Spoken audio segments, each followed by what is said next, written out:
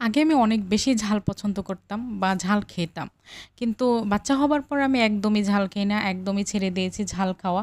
কারণ বাচ্চারা খেতে পারে না। তো বাট মাঝে, মাঝে ইচ্ছে করে যে ঝাল খাই। তো আজকে আমি নিয়েছিলাম হচ্ছে বুলডাক নুডলস, যে রামেন স্পাইসি যে নুডলসগুলা হয় সেগুলো। বাট নুডলস আমি ব্যবহার করেছি হচ্ছে ম্যাগি আর সসটা ব্যবহার করেছিলাম। কারণ সসটাই তো আসল অনেক বেশি ঝাল। কিন্তু আমি এত ঝাল খেতে পারি না এখন। তাই আমি এড করেছি একটু চিজ দিয়েছিলাম। আর সাথে একটা ডিম পোচ নিয়েছিলাম। আর আমি সবসময় ডিম পোচ খাই একটু লাইক কুসুমটা একটু একদম হয়ে থাকবে। এমনটা শক্ত হবে না তেমন। এটা আমার অনেক ভালো লাগে এভাবে খেতে। আর বাট তাও আমার কাছে অনেক বেশি ঝাল লাগছিল। তাই শেষের দিকে আমি আরেকটা স্লাইস এড করেছি।